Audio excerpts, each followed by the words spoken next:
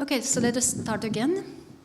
I will briefly introduce Thomas Lindenberger.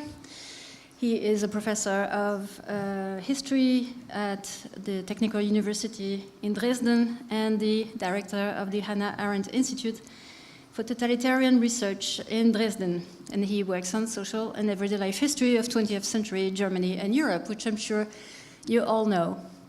So I was wondering what to say about Thomas that will be a little more personal. And I will only remind that we know each other for almost 20 years. And when I got to know Thomas, he was still wearing an earring and the customary 3 days beard. So he was not always a respectable professor. And at the time, when he was this kind of alternative-looking scholar, he was establishing with his friend Alf Lütke what became essentially the basis for all our studies of communism today, that is, to look at communism not anymore from the top down, but from the bottom up, and to replace totalitarianism with practices of domination and agency of social actors. And I guess from that point of view, we owe him such a great deal. And by the way, I take this chance to remind the memory of Alf Lütke, who left us last year and whom we dearly miss. So I guess when your brand new methodology that revolutionizes social sciences become mainstream, you end up taking off your earring and shaving your beard. And you become a very respectable professor. Can I start now? So Thomas will speak to us today about actually a topic that I don't know from you, so I'm really excited about it. Transformation through unification and unification through transformation, regimes of truth and the discontent of memories in the German transformation regime. Thank you very much, Muriel, for this very nice introduction. I resist the temptation to add some corrections, but there's one, a telling one, difference to reality. I was appointed 2 years ago as professor, believe it or not, for totalitarianism research. Professor für Totalitarismusforschung, which at the times we met for the first time, no one of us and no one else in the Potsdam Institute, also not Alf Lütke, would ever imagine to happen. So this perhaps explains some of the things I'm going to say today. Memory politics after the Cold War have been studied extensively, and I have published on this theme some years ago together with Muriel when I worked at the Institute in Vienna for European History and Public Spheres. The book was named Clashes in European Memory, the Case of Communist Repression and the Holocaust in 2012. But in general, memory politics has as yet rarely been understood as a factor within system transformation in the more narrow sense of the word. Transformation is conventionally understood only as transition from state-planned economy to market economy, respectively from totalitarian one-party systems to pluralistic parliamentary democracy and legal state. The emergence of memory politics as a specific field of governance evolving during these very years of transformation does not figure prominently in such narratives. And it is the interconnectedness of post-communist transformation and the emergence of memory politics which I want to draw your attention to by discussing the case of East Germany and the whole of Germany in my lecture. The title of my presentation contains a sequel of concepts and hypotheses which I propose to elaborate in order to approach the understanding of this problematic. And I hope that by virtue of the interplay between similarities and differences with other national cases and countries, which also underwent post-communist transformation, these concepts and hypotheses can also be useful for a wider debate. I will proceed step by step according to the title of my lecture. I will first talk about the equation in the main title. Transformation through unification equals unification through transformation, question mark. I will then move on to the notion of regime. First, the German transformation through unification procedure can be defined, I think, as a specific historic transformation regime, and within this transformation regime, a specific regime of truth, of course, in the Foucauldian sense, can be observed and described. And this will allow us to zoom in on the big question motivating this endeavor, at least in view of the current debate in Germany, the role of memory politics in the transformation process itself. I want to specify this last question by some sub-question. Is memory politics a mere byproduct of the downfall of communism and the new political and social order put it in place, or did memory politics influence transformation in its own right? Why, where, and still are there memories so bitterly contested within German society? What does it mean that today memories of the unification/transformation process seem inevitably linked with unhappiness and trauma, with anger and hate, with a pervasive sense of social and cultural discontent and a fundamentally bad mood? Is this just a massive sort of hangover syndrome after an equally massive phase of euphoric self-celebration in the aftermath of unification? Or is there more to it? And more specifically, how comes that the transformation process, meanwhile, is remembered by a lot of East Germans as deeply traumatic experience, which was as bad, if not worse, than the experience of the communist dictatorship preceding it? And finally, how is this linked to the fact that specters of the more remote German past, such as nationalism, racism, and anti-Semitism, or Nazism tout court, come back with a vengeance in this situation? The basis of my paper are observations and reflections as a historian living through these times, as well as a first wave of historical research projects on the transformation period in the more narrow sense. On the whole, I have to offer much more questions than answers. So, in terms of genre, what I'm going to present is rather a sort of speculative essay than a research report. Let's start with transformation through unification. To approach post-communist transformation of East Germany through this lens seems obvious. National reunification was the specifically German framing for turning this former Eastern Bloc state, the GDR, and its society into a capitalist, market-driven economy with the set of political institutions attached to it, i.e. a liberal open society-oriented framework. Market economy, or more specifically, social market economy, soziale Marktwirtschaft, plus a liberal constitutional order, had been, after all, the recipe of success of the main rival of the GDR, the Federal Republic of Germany. To introduce it at home as fast as possible with all its implications and also risks was what East Germans had voted for in the first and last democratic elections of the German Democratic Republic in March 1990. Unification, therefore, implied neat transfer of institutions from west to east within one and the same polity. It was based on democratic legitimacy, based on the seemingly blatant evidence of Eastern total failure with regard to economy and society, and in face of a seemingly unquestionable all-out Western superiority. Its basic assumption was, if this was going to be successful, East Germans would have both socioeconomic transformation and the affluence, security, and good life coming with it, and German unification, including the freedoms, citizen rights, and the sovereignty of a polity fully emancipated from the constraining consequences of World War II and the Cold War. There's a famous saying epitomizing the hopes and the optimism attached to this endeavor, or adventure if you want, the Germans were determined to undertake. Already on November 10th, on the day after the fall of the Berlin Wall, former Chancellor and then President of the German Social Democratic Party spoke the prophetic words, "Jetzt wächst zusammen, was zusammengehört. Now what belongs together will grow together." This sentence gained almost mythical qualities as a promise of what Germans, in particular East Germans, could now hope for.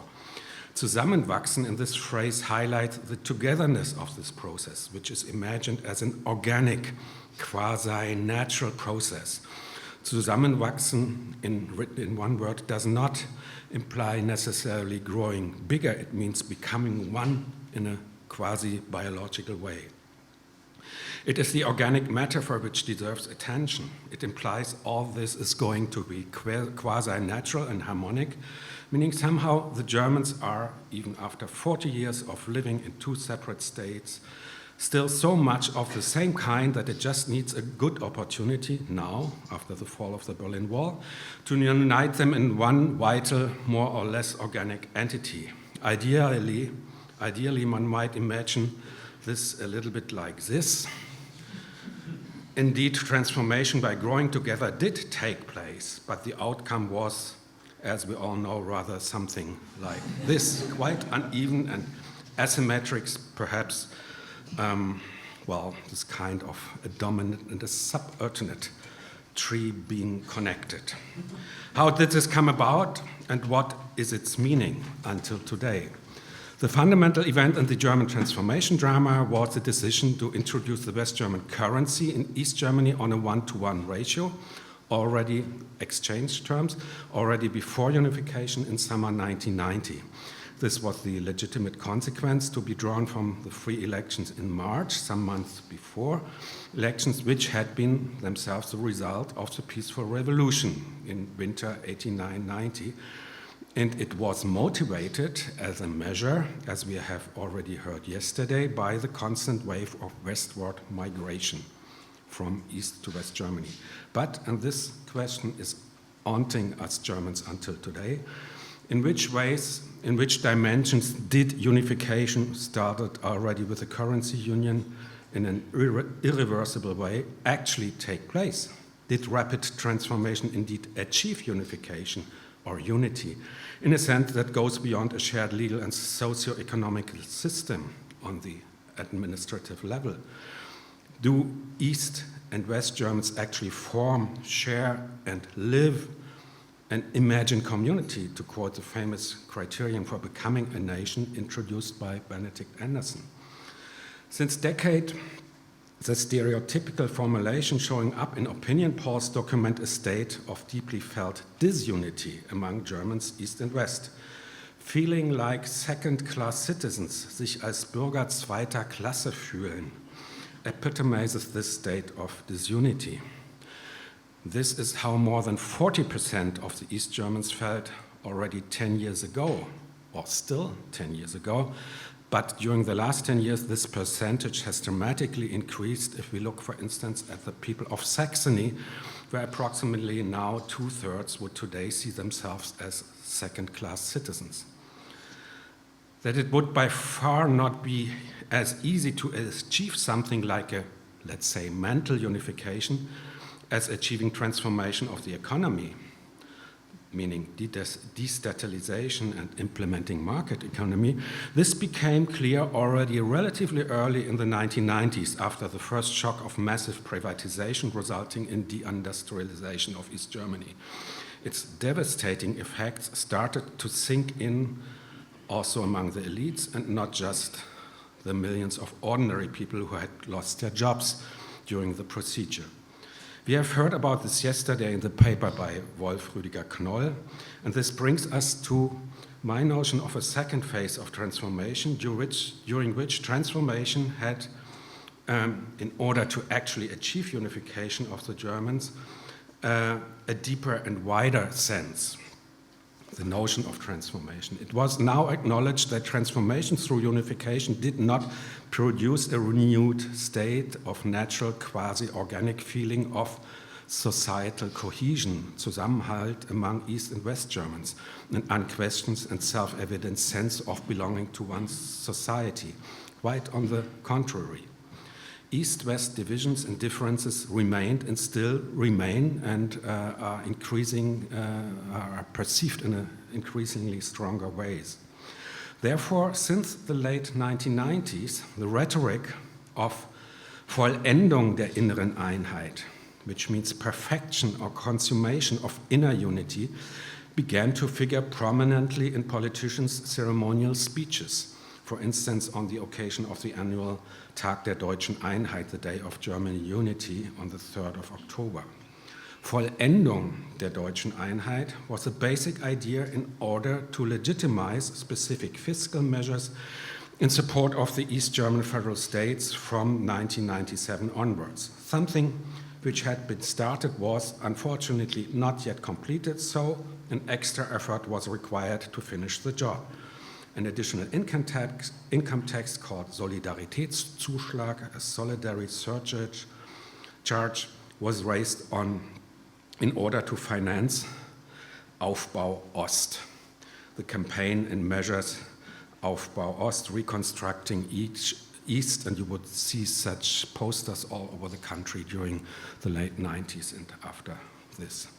This second phase of transformation can be roughly equal to the phase following the end of privatization of the economy in 1995, can therefore be summed up by turning around the initial formula. It's about creating real lived unification through further prolonged transformation. In terms of political legitimacy, this second phase of transformation is required by the German constitution, the Grundgesetz or basic law.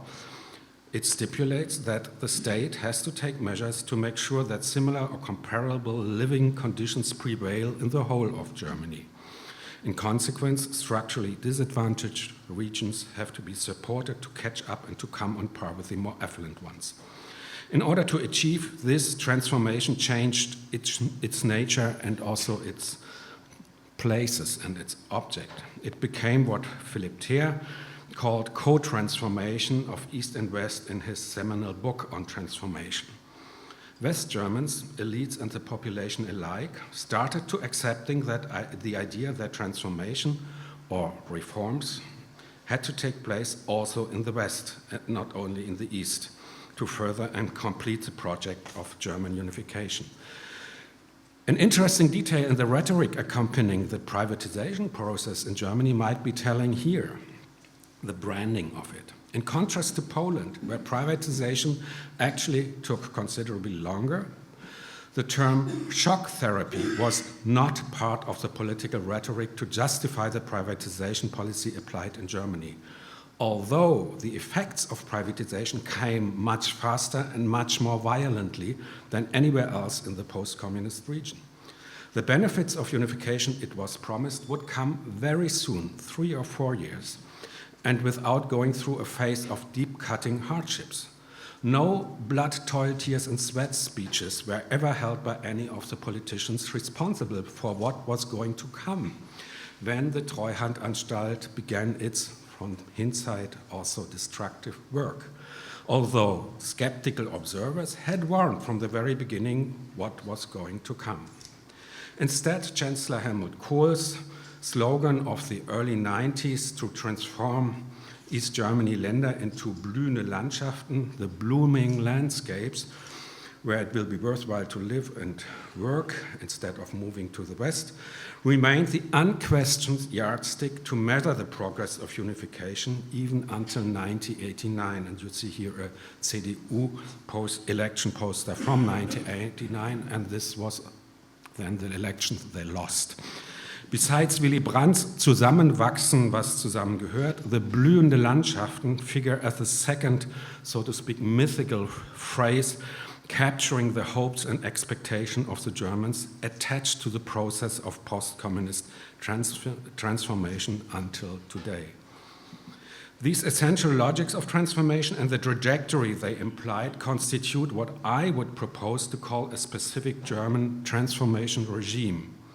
It is specific in the sense that it applies only to Germany due to the well-known fact that the liberation from the communist regime and its replacement by market economy went hand in hand with ending Germany's existence in two states. The fact of the new unified or rather enlarged Western statehood determined the way transformation was started and how it was carried on. Once the project of transformation somehow got stuck after the first phase of deindustrialization, mass employment and depopulation of East Germany, it was precisely the rhetoric of an essentialized inner or mental German unity yet to be completed, which would legitimize the additional mobilization of resources or sacrifices from all taxpayers in Germany, and not just the German citizen taxpayers. The term transformation regime, by the way, is not my invention. I borrowed it from Melanie Tatur, a sociologist with a specialty in Romanian and Southeast Europe transformation research, who had worked on regions in Central Eastern Europe during transformation. A regime in this usage of the term obviously does not mean, in the strict sense, a specific dictatorship, but rather a set of rules and instruments combined for a specific goal to be reached in a spatially and temporally specified situation. The transformation unification combination was a specifically German formula for a transformation regime, and it is my guessing that in a comparative perspective, similar context-based formula of post-communist transformation regimes can be identified also for other national contexts. These would then in turn have to be considered as part of a wider European transformation regime governed basically by the European Union and other transnational actors, but this would be a discussion beyond the scope of this lecture. So consider transformation regime as something like a therapy, a diet with a limited temporal extension and a specific spatial application where it is valid. Now let's move on to the notion of truth regime under the condition of such an undertaking, consisting in transforming a whole society from a state-planned economy to a capitalist one, from one ruled by a party with a totalitarian ideology into one governed by rule of law and political pluralism. Regime of truth, of course, refers to Michel Foucault's notion of how practices of power are intertwined with discourses which define the sayable, the utterable within a given polity. What can be said and what not has an empowering effect and above all a subject-producing effect.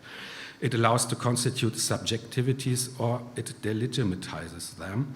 Thus, such definitions have both a positive, productive and a negative constraining side.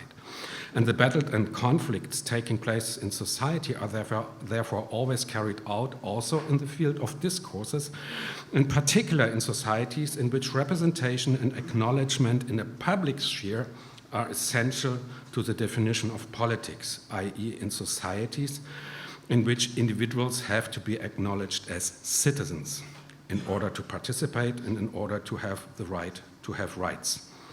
In the first step, let's have a look at the truth regime underlying the specific German transformation regime as I have sketched it out. As I said, under the transformation through unification paradigm, the basic principle to effectuate transformation in East Germany was to mechanically transpose Western norms and practices to the East.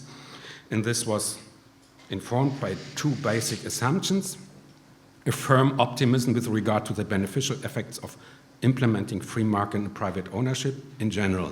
German unification came when this neoliberal credo, which had already been applied in first steps in a rather moderate version in the Federal Republic under the first two terms of Helmut Kohl's chancellorship, became truly hegemonic in Germany. And a second more specifically German assumption had to do with inner West German affairs predating unification. At the beginning of unification, transferring institutions and practices from West to East was seen as an opportunity to reinstate a deliberately conservative version of West German politics of society. This version was more conservative than the actual pluralistic mainstream culture shared by West Germans during the 1980s. And this had frustrated the Christian conservatives during the 80s when they were in power in Bonn. In order to understand the blatant failures of transformation through unification approaches, one has to account, first of all, for the essential biasness and prejudicial quality of these assumptions. The first one saying that applying the neoliberal gospel letter by letter would automatically solve all remaining problems within 3 or 4 years. That was a promise. And the second one saying that East Germany society and Germany as a whole were yearning for a triumphalist comeback of conservative politics at large. A conservative project which had partly failed as a project of Helmut Kohl during his 8 years of chancellorship before 1980-90. In a second and more important step, one has to pay attention to the ways in which openly and effectively addressing both of these inconsistencies was rendered rather difficult under the circumstances of a rushed-through unification. Of course, there was fundamental criticism of the neoliberal dogma, and some concessions were made in this regard during the second phase of transformation, when elements of state intervention, such as redistributive taxation, were reintroduced in order to support the East. And there was fundamental criticism of the demonstrative hegemony-claiming conservatism of the Kohl administration, in particular with regard to its negative repercussions on migration and political asylum politics, and with regards to its failure to stem the rise of xenophobia and right-wing extremism in East and West, and to confront it head-on. I will come back to this at the end of my talk. But if you want to understand why it was so difficult during the 1990s to expose the risks and inconsistencies of unfettered privatization as the actual market extension for Western investors, sorry, I'm getting blurred here, why it was so difficult to address these inconsistencies of unfettered privatization, or why it was so difficult to launch a debate about the rising tide of xenophobic attacks to migrants, both East and West, one has to turn to one further quintessential element of the transformation regimes, memory, or rather memories, and the ways in which they were articulated, governed, and appropriated in this society undergoing transformation. My thesis is here the medium through which and in which criticisms of the transformation process, of the transformation regime were moderated and to a certain degree absorbed rather than actually silenced or muted altogether was this new era of politics, namely memory politics and the way it was created and reproduced in this time and the way in which it reproduced quasi-mythical narratives about German society, which are coming to a full effect only nowadays. First of all, it is necessary to reiterate some general features regarding the special case of German memory politics during transformation. In Germany, revisiting the past after the wake of unification was marked by a fundamental duplicity. It was, on the one hand, a new stage in a longer series of stages of coming to terms with the Nazi past, something which had gone through several stages in a rather dynamic way in the Federal Republic and was, by the end of the 80s, firmly rooted in a pluralistic practice of civil society activism, which was increasingly accepted by the state as a legitimate partner of cooperation in this very specific field. In East Germany, dealing with the Nazi past had not been absent from the cultural and educational politics of communists altogether. On the contrary, since anti-fascist resistance figured prominently in the legitimization discourse of the dictatorship. But this practice had left very little space for civic engagement from the bottom up, so to speak, although all this was never completely absent, it has to be said. On the other hand, politics of the past and memory politics after 1990 meant, of course, first of all, putting the communist regime or SED regime and its representatives on trial in its entirety. And this is not only valid in a literal sense with regard to people responsible for the killings at the Berlin Wall and at the inner German border, or with regard to people persecuted for falsifying elections and other crimes. Beyond this, putting on trial the SED regime included a number of procedures and institutional settings on finding out the truth about the GDR in its entirety. This included administrative procedures, such as the wholesale vetting of public service on the one hand, and the systematic rehabilitation and compensation of victims of political persecution on the other. Procedures which by and large itself required the mobilization of considerable resources of money and of personnel within the judiciary and the public administration, in which a lot of West German professionals were engaged alongside with East German former opposition activists. Opening up the huge amount of archives left over by the East German state, its state party, and all the other organizations of the regime immediately and without delay enabled a very broad and rich debates about this past of the communist regime. And these debates were, however, orchestrated along specific premises, which in a very general way one could say were privileging generalizations on the one hand and marginalizing differentiation on the other hand. In particular, the difference between the GDR as a communist party dictatorship and the GDR or East Germany as a complex society, including a lot of non-communist people doing non-communist things while living in the GDR, got lost almost completely in public discourse in the first 5 to 10 years after 1990. As you most probably know, this orchestration took place above all through very famous parliamentary enquete commissions and the activities of the federal agency set up to preserve and organize the access to the secret files, the secret police files of the GDR, i.e. the BSTU. Equally important was the media coverage of the whole debates, because it turned out to be quite profitable to cover such stories. And one other element in this orchestration was, of course, founding research institutes, such as the one I'm now the director of myself since 2 years. If I now say that there was orchestration and a certain way of mainstreaming argument, I do not imply that censorship or repression of opinion was involved. Not at all. On the whole, the debates and controversies around these activities of searching truth testified to the democratic and essential liberal credo of the new unified Germany. Nevertheless, the debate was part of establishing a hegemonic position of Western discourses about the GDR and its former citizens, which was articulated, of course, to the power relation being established in the wider realm of economics and institutions, and which replicated the hegemonic position of West German elites. Thus, specific truths would prevail while other truths were put in a position of subalternity. The basic truth to be established was the notion that GDR had been a totalitarian society and not just a regime or an SED state, but the society as a whole was totalitarian in the sense that everything in the GDR was affected by the pervasive outreach of Communist Party and Stasi repression and control, except for the very few groups of oppositional activists and parts of the church. Talking about the GDR was continued in the Cold War mode, i.e. with the aim to prove, again, superiority, and with the intellectual package of the anti-communist mindset par excellence, the vulgarized version of the totalitarianism paradigm.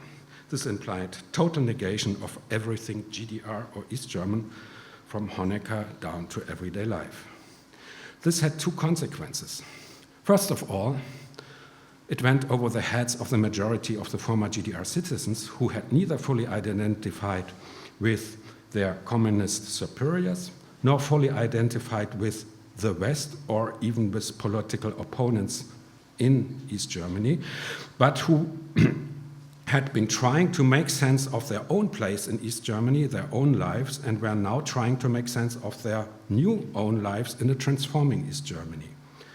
The importance of this totalitarian credo was not whether it could be proved to be actually true. Obviously, such a primitive notion of totalitarian rule cannot stand the test of historical reality.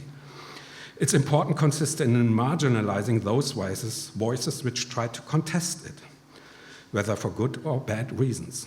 For some time, the mere statement or the suggestion that there had been things, persons, events in the GDR which had not been epiphenomena of totalitarian rule would qualify the speaker as a sympathizer of the old political order. In consequence, the truism, es war nicht alles schlecht in der DDR, not everything was bad in the GDR, languished in the semi-obscurity of private conversations among East Germans for more than a decade. Only by then, and only gradually, things not bad having existed in the GDR became sayable. To give a blatant example, which used to upset our French colleagues visiting East Germany for researching during the 1990s, the East German preschool education system, i.e. its dense infrastructure of state-run crèches and kindergartens, enabling approximately 85% of all women to earn an income independent of their husbands, was rejected in mainstream media as a communist totalitarian ploy to subjugate all women, to destroy the privacy of families, etc., etc. The fact that very similar schemes and institutions were quite common in France and some other democratic countries since quite a while could not shake this verdict. Realizing that the old Federal Republic and its specific cult of the male breadwinner housewife model figured rather as the exception than as the rule among Western advanced societies took the West Germans about a whole decade. Before finally, under Chancellor Merkel, a set of reforms were introduced which implemented exactly what had been already the norm in the GDR, namely kindergarten places for every kid from the age of 3 years on. One could say, in the long run, even West Germany learned something from the East Germans during unification. So to speak, a classic example of co-transformation. Yes, nice for the West Germans. But meanwhile, a lot of China had been broken in the inner German East-West relations, and frustrations during this process lay exclusively on the East German side. Only since a couple of years, it is now well known that even Helmut Kohl, already in 1993, confessed in a confidential conversation with the American historian Fritz Stern that, quote, "The very idea that everything on our side in the West was right and everything on theirs in the East was wrong is idiotic." The revealing thing about this little quote and this episode is not that Kohl actually had thought and said this, probably like many of his colleagues busy with unifying Germany at this point of time, but that it had been kept secret for more than 20 years. This experience provides the core of nowadays discussions about the persistent mental distances between East and West, the secrecy of this obvious truism. It is not just about the lesser degree of democratic and liberal attitudes among East Germany compared to West Germany, today's debate. It is the deep-seated notion that East Germans, that their life experience, their daily lives and practices had not been taken seriously throughout the whole process of unification. In order to understand the consequences of this, so to speak, instituted insincerity, we have to go back to the centrality of the almost mythical notion of unity within the process of transformation itself. Deutsche Einheit, German unity, was invoked by both sides, the East Germans and also by West German politics. First of all, already in the very center of the peaceful revolution, through the seminal transition from "we are the people," addressed by East German demonstrators to the communist parties, to their authorities, to the formula "we are one people," addressed by East German demonstrators to West Germany during the demonstrations in fall and winter '89. Secondly, through Kohl's energetic and determined agenda setting, his making usage of the window of opportunity opened up in the international constellation, which allowed for pushing through German unification within a matter of months rather than years. So unification was the central trope, the central argument of what this revolution was going to be about. It became to essentialize the very process of the peaceful revolution. No time left to discuss freedom, to discuss democracy, and all the other details, so to speak. But speaking about it, invoking it endlessly, unity was nevertheless connected to a set of connotation and silences and ambiguities. Unity of the Germans was by no means a crystal clear object of reference. Once it was reached formally, it still carried very different implications and meanings. Unity within a democratic polity inevitably carries the notion all citizens are fundamentally equal. Nevertheless, in practice, the field both of economic and politics, the message emanating from Western speech was rather, we are all Germans. But you, the East Germans, are still somewhat different. Signally, you will have to adjust, change your life, learn the new Western ways, etc., implicating we, the Westerners, will not have to change. We know you are deficient, we are not. Contesting these alleged truisms, and they were lived and acted out as truisms by Western protagonists coming into the East, working there in a way that they even didn't need any explicit enunciation, was something which for quite a while was relegated to purely East German semi-public and private conversations, either within the milieu of the post-communist party or in private households. It was not official. It is from there that the contestation of the East German as a Mängelwesen, as a defective creature, started. And consequent, East Germans stubbornly worked themselves upward into visible representations in order to legitimize their claims to acknowledgement. The crucial arenas in which this took place were consumer culture and media culture. Already as GDR citizens, East Germans had been ardent and modern consumers, appropriating identities and individual aspirations through consumer choices wherever they could. After all, this was one of the very reasons why they had opted for national unity in the first place, even knowing that capitalism implied hardships for themselves as wage earners. Fighting against their image as defective Germans, they discovered their East Germanness as an identity in its own right, and nostalgia became the cultural code to act out and stage this German Trotzidentität, this identity of stubbornness.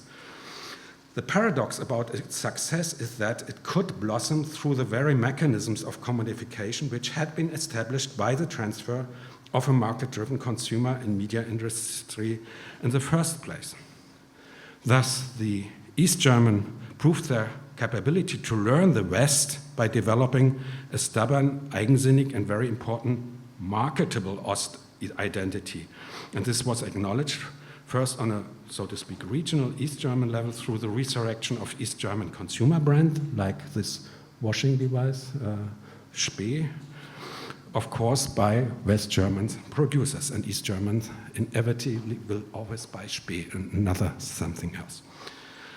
It gained, so to speak, this mechanism, this marketable Ossi identity, gained national acknowledgement when it turned out that creating and cultivating this identity was perfect stuff for successful media entertainment, for inventing stories about identity dramas, soul-searching, and coming-of-age comedies, attracting people from very different walks of life, both East and West, and sometimes even outside of Germany. So the feature movie Goodbye Lenin and its worldwide success is the epitome of this successful contestation and of the subordinate and unrepresented position of East Germans. And it's also a manifestation of a somewhat playful self-ironization of the Ossi as the defective German. If I would have some more time, I could now complement this Goodbye Lenin story by the story about how the empire struck back with establishing an equally successful counter-narrative within media industry, namely the GDR as Stasi-Land, epitomized by the Oscar winning The Lives of Others, but that's a different story. The unevenness, the hidden asymmetry within the unity discourse had yet another dimension beyond this dimension of representation in the media and consumer system, which I would like to develop in my last argument. Not only was and still is unity among West and East Germans a fundamentally precarious proposition, an essentially contested concept, so to speak. Even more so, the unity among the East Germans themselves was and still is a self-deluding assumption, nearly a blunt negation of realities or a myth, and this from early on. East German society, during the last years of the GDR, as well as during transformation, was a lot of things, but certainly not united from within. Remember, it was a society falling apart. Even before the peaceful revolution had set in, hundreds of thousands of GDR citizens had already opted out, not only of the system, but also out of society. By formally applying for emigration, Ausreiseantrag, they deliberately had given up their social bonds, their social integration inside the GDR, and this for a rather wide range of reasons, political motives being just only one among other factors. The GDR as a place for social cohesion and integration meant nothing anymore for these hundreds of thousands. Before '89, I have to emphasize, nothing could hold them back except the violence at the border. And this migration pressure towards the West continued. It virtually exploded after unification. East Germany turned out to be a quicksand society, difficult to hold in place. This very fact is, and this is very strange, barely acknowledged among East Germans and in Germany as a whole until today. In particular, the fact that this demographic shift did not set in only with the transformation as immediate consequence of deindustrialization and privatization, but was already underway during the decades before '89 is rarely taken into consideration. Only very recently, and by some shocking kind of headlines, for instance, stating that the population density of Saxony, East Germany, has now arrived at the levels of 1905. In some regions in Mecklenburg are now even falling back to the population density of pre-industrial times. This is the state of affairs in current Germany. So invoking unity of Germans was and still is based on very shaky grounds with regard to societal cohesion among even the East Germans themselves, not to speak among East and West Germans. Well, the standard recipe to make up for the lack of inner cohesion applied also here. It consists in redrawing the borders between insiders and outsiders in order to readjust the inclusion-exclusion game. Among the majority of East Germans, the slogan Unification of Germany had always been meant and inevitably understood as unifying Germans, more specifically people of German descent and no one else. Contract workers from the global south, which had been hired during communism, were sent back immediately in 1990 before unification, while the numerous new co-citizens from West Germany with a so-called migration background were received with more or less open hostility. Despite all protestations to the contrary from West and East German speakers, unification rhetoric furthered a return, or rather unquestioned rehabilitation of ethno-nationalism, opening wide spaces for outright xenophobic and nationalist activism in the new Eastern Länder. The effects are disastrous until this day. Just to give an example, the death toll of right-wing extremism, hate violence, and right-wing terrorism is meanwhile much higher than what had happened during the 1970s and 80s in consequence of left-wing terrorism. It's up to 200 killings as against 33 by the Red Army faction. That most of these up to 200 killings were not perceived by the new authorities of democratic unified Germany as what they were in the first place, namely crimes committed out of racist and political hate motives, is intrinsic to the story I have told today. Blindness on the right eye, auf dem rechten Auge blind sein, was ingrained in the official unification discourse and policies from the outset.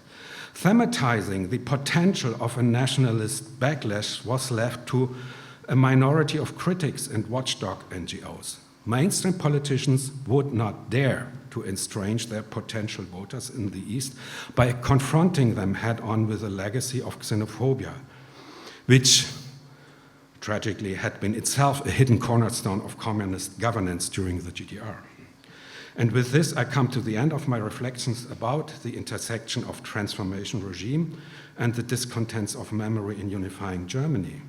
The recent attack on the synagogue in Halle is only the most recent consequence of this consistent practice to look the other side during the first waves of racist attacks in the 90s and 2000s.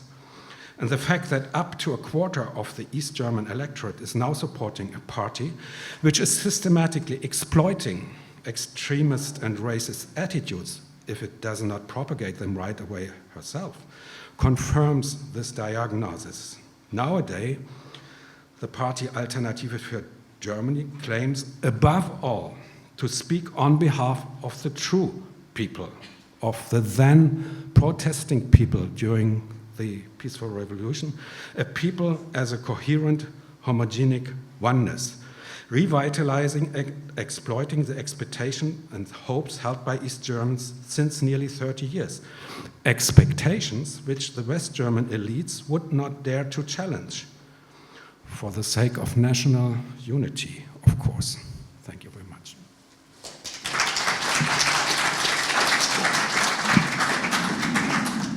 Thank you so much, Thomas. I'm sure I will not be the only one to never cease to wonder at the German example, because Germany had everything that the other countries would have liked to have.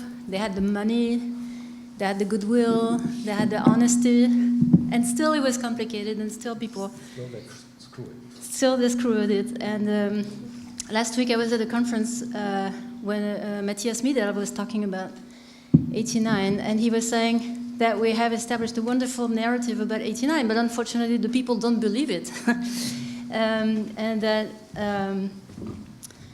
the main, I mean, since a revolution is supposed to be a romantic view to lead to a happy ending, and the people are not happy, they now say it was not a revolution. So that's an interesting... That's the French way to see it? No, that's Matthias Mieder. Yeah, I mean, if you don't have 10,000 people guillotined, I'm not sure it's a revolution. But, yeah. So we'll take questions, I suppose.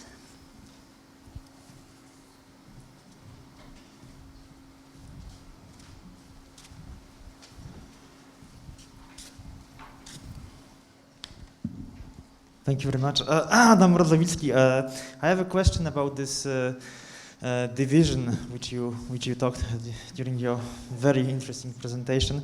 I'm a part of the project on Polish German young people, young precarious workers in Poland and Germany.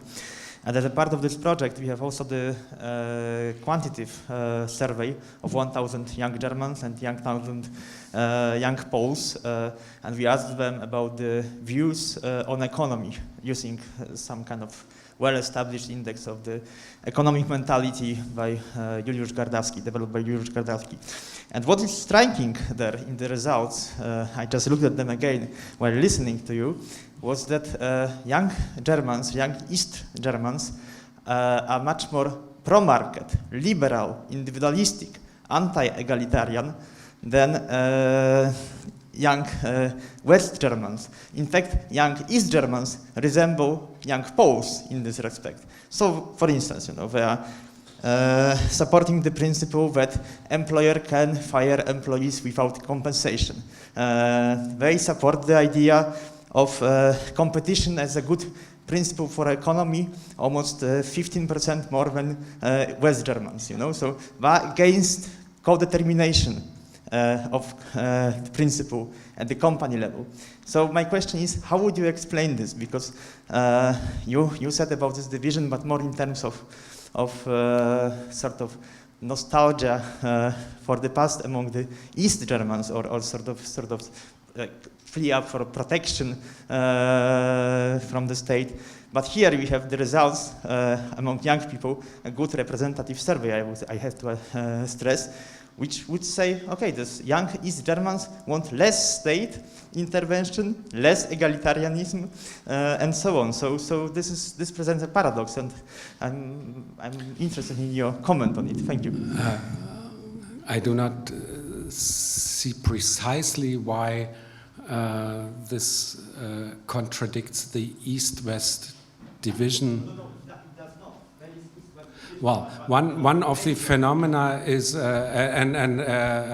what I've told about East German attitudes, and this would be something to complete the picture, is that all these bad moods I was talking about, the notion that you're a second-class citizen, that the unity has not been assumed or consummated, so to speak,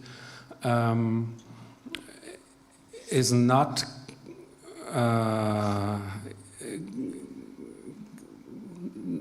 nevertheless can be uttered together with the fact that economically things are going better, that the economic level of development is seen positively.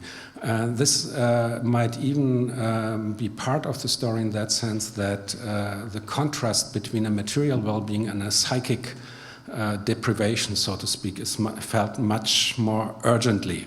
Second thing is there is a classic difference between East and West that still today things like union organization, the taking resource to collective security mechanisms has a much lower value in East Germany than in West Germany, which can be seen as a prolongation of mistrust to certain ways of socializing, organizing, taking things in your own hand. You have the same problem, the same phenomena with regard to the level of engagement in civic organization, associations, etc., which does not mean that East Germans are less aware of their status as a citizen per se, but they do not see organization as the primary research. This is a difficult thing for economic politics, because employers do not have a collective partners to bargain with.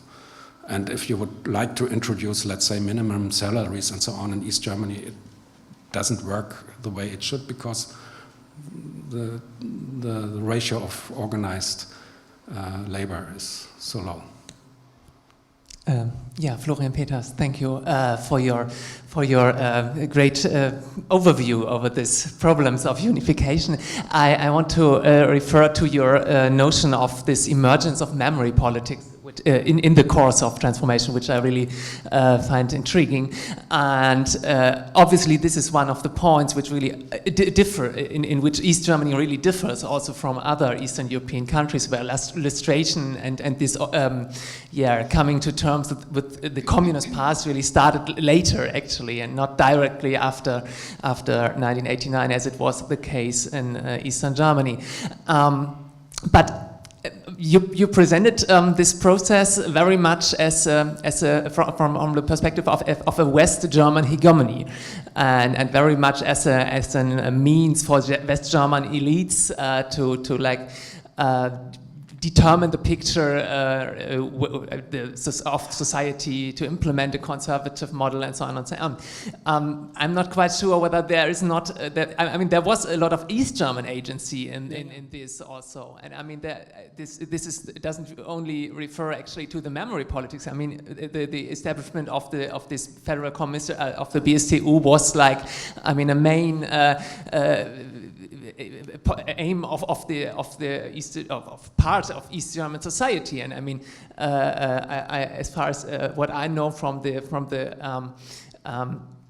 from the work of my colleagues in the Treuhand, working on the Treuhand, I mean, there is pretty much pressure from East Germans, from below, to actually to remove the old communists, or let's say the old like directors linked to communism, which is really a problem even for the West German new managers, because they actually need them. And we had this topic yesterday. So couldn't you? I would ask you actually to expand a little more on the agency of East Germans, because this was, in my opinion, a little bit lacking in the picture you presented.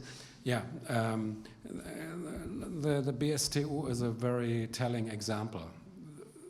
The revolutionary idea, and I would still say this is one of the very real revolutionary legacies of the peaceful revolution, to maintain and open and make accessible these files was a purely East German thing. The West Germans tried to prevent it from happening still until 2 weeks before unification took place, and East German activists had to go on hunger strike to make it happen. If you look at how it could be put in place, it profited from everything which West Germany had developed so far in terms of administrative craftsmanship and in particular legal expertise. The BSTU rules of access to sensitive data was basically based on the first wave of data protection science in West Germany, the Volkszählungsurteil and all these things. There was a big debate, a huge debate in West Germany about census data and how citizens have a right to refuse giving data, etc., etc. And so a whole legal scholar community had mushroomed in the 80s. And this knowledge was introduced into the setting up the BSTU. So you would always have an oppositional activist and a staff of experts from East Germany, of course, working in the institution. But the administration, head of administration, the first one, was a high-ranking administrative clerk from West Germany who later on became the head of the Verfassungsschutz, of the agency for protecting the constitution. And all the other ones were top-level administrative levels who would run the place in terms of legal criteria, legal accountability, that nothing would go wrong on this side. And so this was a typical way of co-opting strategically relevant parts of the Eastern protesters and opposition people, which took place in several sensitive parts. And one of the sensitive parts, if you would present yourself to the electorate, this is why there are East German politicians making careers, but no East Germans making careers in politics, but no East German making careers in the economy, because you don't have to expose the management to an electorate. I would say it's a typical elite co-option mechanism which takes place here, which you also have in other situations of subalternity of a given subsection of society, if you put them together. I think post-colonial studies give a lot of inspiration in looking at this without naming the thing a colonization, because it's totally absurd. But I think it's some mechanisms are very similar here. Okay, James? 2 points, questions. The first, I was very interested in one of your final comments about the AfD reinvoking 1989 as them as a representatives of the people who stood up, because I've noticed this re-narration by the populist right, if you wish, in Hungary and Poland as well this year. I mean, that for decades they've said 89 is a betrayal, unfinished revolution, and suddenly this year they're saying actually this was a revolution, but also the origin story of our current conservative counter-revolution. And you've seen this narrated particularly in Warsaw and Budapest, I've seen this year. So this is clearly a turn. My other point, and I guess question, is the relationship, and we haven't really talked about this relationship between neoliberalism and memory. And some people will argue that the kind of growth of the neoliberalism paradigm occurred at the same time as this turn towards individualizing human rights through the 70s and 80s, and these are projects which are really closely linked in terms of kind of reforming people's ideas about themselves and how they work, morally, economically, and so on. And part of the crisis of transitions globally, I think, which you find in Southern Europe, you find in South Africa, you find in Latin America, is to actually say these forms of memory and justice that came out were incredibly individualizing and actually didn't get to questions of collective justice after dictatorship. So I guess my question is, could you reflect on memory and neoliberalism a little bit? But also, does that in any way fit into some of the critiques that you're picking up of the transformation process? Or is Eastern Europe different in that sense to these other transformations where this neoliberalism, memory, individualizing memory compact is criticized? One story epitomizing this intersection, and I didn't take it into my story because for reasons of time I was considering it. Part of the memory politics starting after 1990 was a business matter because the accounts had to be settled with the open compensation claims of forced labor in all over Eastern Europe. And this could only be managed through a concerted effort of the West German business elites and the federal government. So they would both put 5 billion marks into the pot and then start this compensation programs, sifting through all of Eastern Europe, calling up everyone who still can make individual claims, no collective claims, individual claims. So there the principle, the way how a neoliberal agenda and memory production was linked is very obvious and was kind of setting the example and left behind a whole structure of memory politics in place because some money was left over. So now you have a foundation still funding projects and educational activities and so on related to the formerly occupied countries of the East, inviting students, etc., for learning and knowing more about these times, this shared experience, so to speak. And this is how it's called, the Stiftung. You perhaps know it by heart. It has a long name, and Erinnerung, Verantwortung, Zukunft, EVZ, Memory, Responsibility, Future. So this is a leftover from this initiative, which was really for some time until it was finally put through a very important part of domestic politics in Germany, because first of all, the business circle in West Germany were not exactly prepared to do this as a first thing after socialism came down. That was not on their mind, but they realized they have to do it, otherwise they have the risk their influence in the global area of business, doing business deals. And so the second answer to this is that, of course, individual compensation, individual experience was prevailing over collective in all these realms.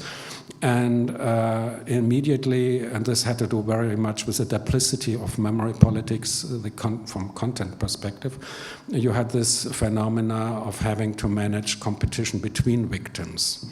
And already in the very notion of this situation, you see that suddenly memory politics become, I would not say strictly marketized, but you had to regulate it as if it were a market. And I think this ties very up much with the notion or your introduction of your question that there is a link between neoliberalism as a general worldview and the way how to address such claims. So the collective model is out. I would like to add a few observations to your very comprehensive and excellent presentation. First, the difference between German transformation and Eastern European. The major difference, I think, that Eastern European transformation were transformation from within. Maybe you should speak more in the microphone. From within. Then German transformation was from outside, but not exactly from outside, because Germans were transforming Germans. And it was psychologically probably difficult for East Germans to accomplish this fact that Mr. Schmidt from Frankfurt is somehow better than Mr. Schmidt from Erfurt. However, there was one very successful transformation, the most successful transformation from outside in the 20th century. It was MacArthur's transformation of Japan.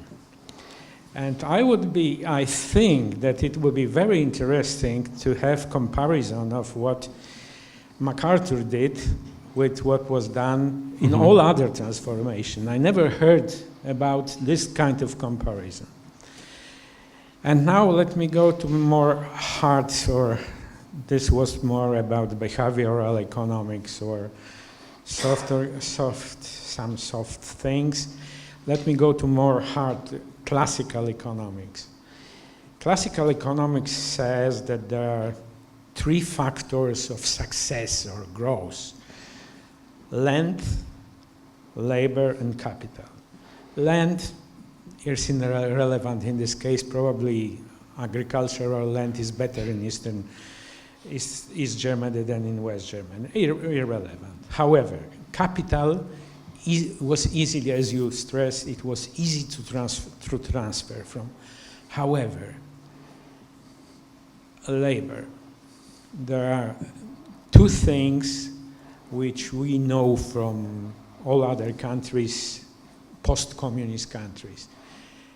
The quality of education and its irrelevance to the modern, you can call it free market economy or whatever kind of economy, but not socialist economy. And it takes very long to re-educate people, because the young generation now, after 30 years, first 10 or 15 years, they were educated by old professors. Then probably only in 20 years or so, we will observe East Germans educated in East Germany having relevant skills for the modern economy. The same in Poland, the same in Romania, in all of our countries. I'm not talking about only. And another thing is work ethics. Is work ethics. I meant, sorry, can you come to a conclusion to your question? Okay, and the work ethics, I will not evolve about work ethics, but this is extremely important. It's in every country which is the group of people which is going back to education, better educated and less educated, then less educated feel somehow worse than those who are better educated, and by better education having skills and rights to manage the society and to manage the change. Thank you. Should I answer right now? Yeah. Thank you very much for the hint to Japan as a case of outside transformation. First of all, there is of course another agent transforming also East European countries from outside, which is the EU and the EU treaty, the norms and rules to comply to, which with the data set in 2004. And the most important things happened before you join, not afterwards. So there was an external directing agency. Second thing, yes, of course, this is a big difference, divided Germany uniting, but the important thing is I think that all these transformations are also about redefining the nation. It's part of a nation building or rebuilding processes. And other countries see this rather obvious because liberation from communism was seen as a national liberation, but it's more than just that. It's also redefining how the nation should be constituted and what citizenship and norms of citizenship should be like and look like after this has taken place. So, and this is why I say transformation regime are such very specifically national formula, because up to now we don't have other containers for organizing this relation between economic, social transformation and the ways in which you can be a citizen in a specific given place. So I would invite to play through the game of contrast and differences and similarities on analogous problems and answers given to them. Yes, the quality of East German workers. Also, of course, West German transformation entrepreneurs going to East profited from a high level of school education, etc. Although a lot of people lost not just their jobs, but also their entitlements on the base of their diplomas and so on they had achieved. The interesting and the tragic thing about this is that this whole issue is intertwined with the migration shift. The ones best educated, the ones most aspiring to a new diploma and so on, were the ones most disposed to seek their chances in West Germany or elsewhere, all over the world, more or less. And this, therefore, remains a fundamental bias in the makeup of East German population, where certain regions only male, unqualified young men are staying behind. And this adds a lot to this disparity. And there are a lot of programs of trying to get back all these highly qualified people going to the West, and really in some areas you will get some 5,000 euros just for settling down again in your hometown, things like that. My name is Václav Nieuważny. I'm from Warsaw University of Technology. I have two questions, small ones, and one comment. The first question is about this social market economy clause in Polish constitution, which is introduced by Mazowiecki during roundtable discussion, agreed by SLD and all the partners. So in order to preserve this continuity between social elements and benefits or social engineering outcomes from Polish People Republic to the Third Republic, the parties in the round table agreed to look into the experience of pre-Hitler Germany economic reformers who were introduced only after Hitler defeat. And when there was a 20 or 15 anniversary of our constitution, there was a discussion with two docents of voices from throughout all political spectrum, and I noted one voice which I agree with by SLD or OPZZ, rather, this trade union, not Solidarity Trade Union, but this was a guy from leftist trade unions.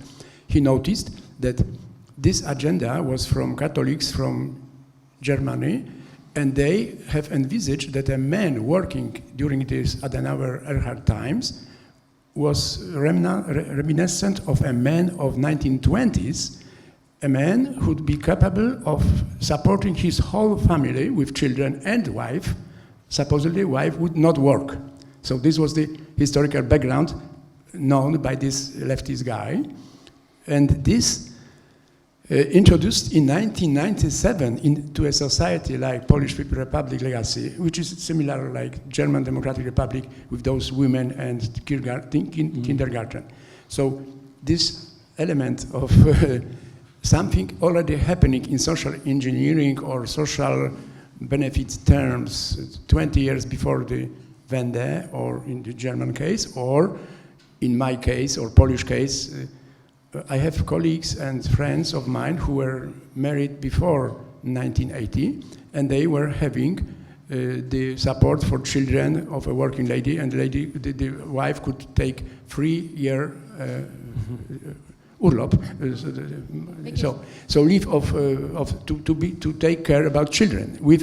It was paid, of course. This inflation has consummated this payment, but it was 77, 78, and only now peace is making this 500 plus and similar resolution known from the era of Gierek. So it is very much similar to what you have told about how West Germany has repeated the experience of East Germany only after 10 or 15 years by contesting it. Yeah.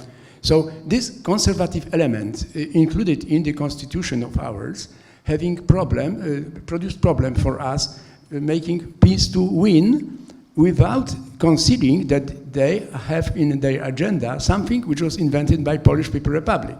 So this makes an easy task for the liberals in our case and whoever is against peace to contest it. So this is the same circle of circumstances, rather.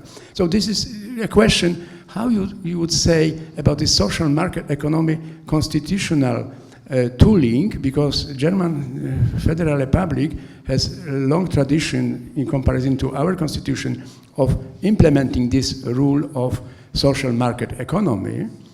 And if there is injection of conservative thinking and agenda, then it frustrates the leftists who were already far ahead of this thinking. And this guy, I finished this first question, this guy from leftists of this trade union said, now it is against the gender right. Every woman is working. It is natural that women are working. And there should be such. So this guarantee was on the part of the conservative Catholic, not that much conservative, because Mazowiecki and Więź was progressive Catholics. So, but they have made a compromise solution which has such outcomes as I have described. Do you agree with that?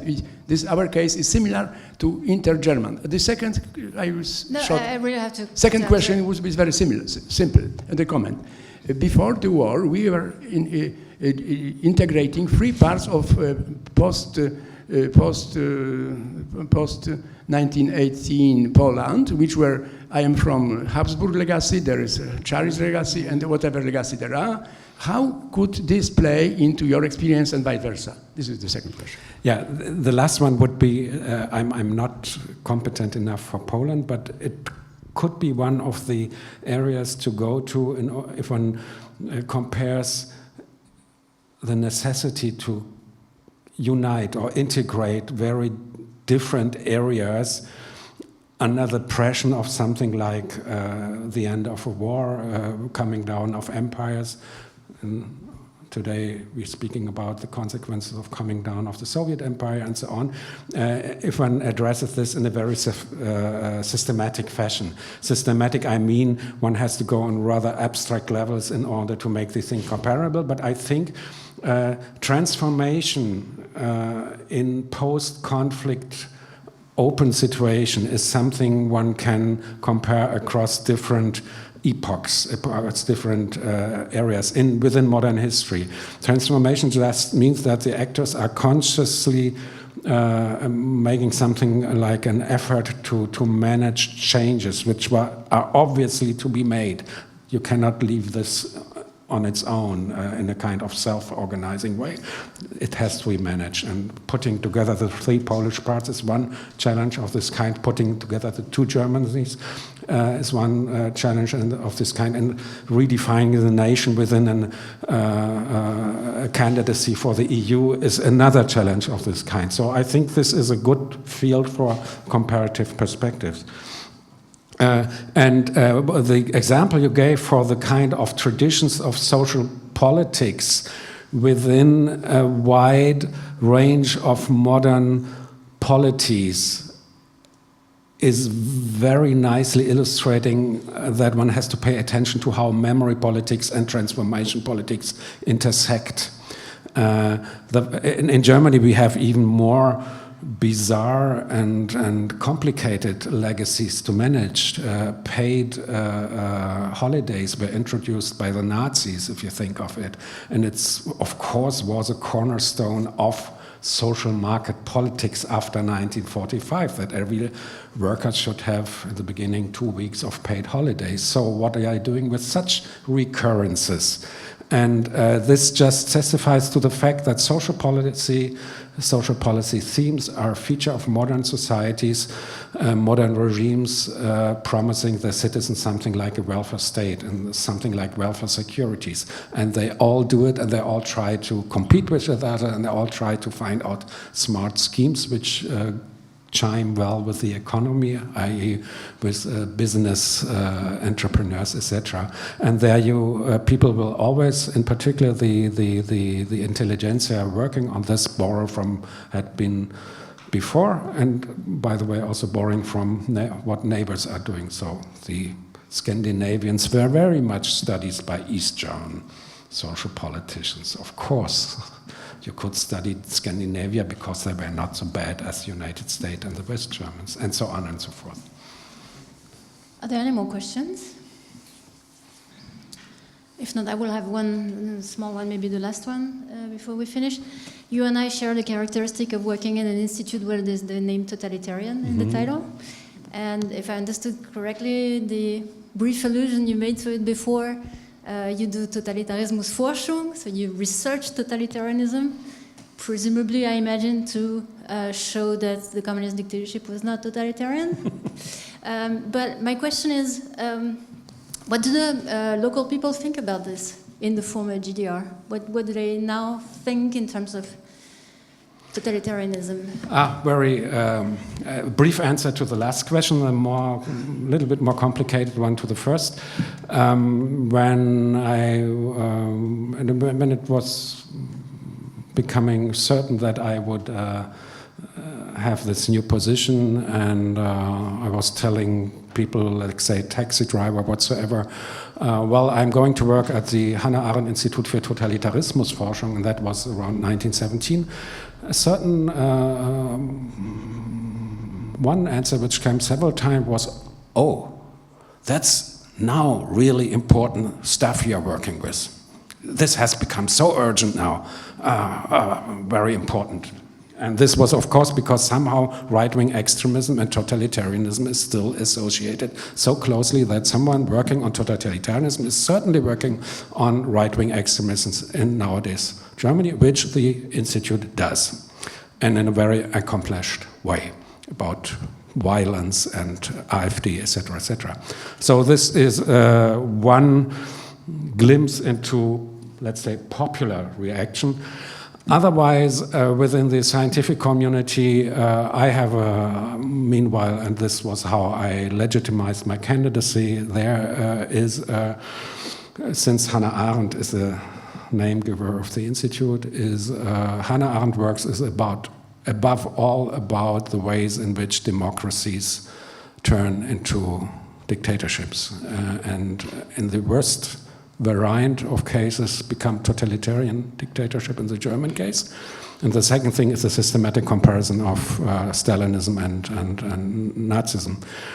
And beyond that, a lot of decades have passed. We have meanwhile a much more differentiated theory of autocracies and authoritarianism, which is, so to speak, the follow-up theoretical culture to use, because, let's say, totalitarianism theory was to some extent adequate in a situation of extreme conflict and in a very clear-cut alternatives. This is why it had a certain function during the Cold War, ideologically. The problem we are dealing with today is all shades of gray, from outright individualistic liberal democracy over illiberal democracy to, well, all the way down to China and so on and so forth. And this is what is really the challenge today in terms both of political theory and also in historical reconstruction. And then, of course, dealing with, let's say, late Francoism or so, totalitarianism theory will not give you much profit. You have to reach out to Juan Linz and this generation of thinkers. Thank you very much. So we will reconvene at 2:15. And please join me in thanking Thomas Lindenberger for his wonderful presentation. And see you afterwards.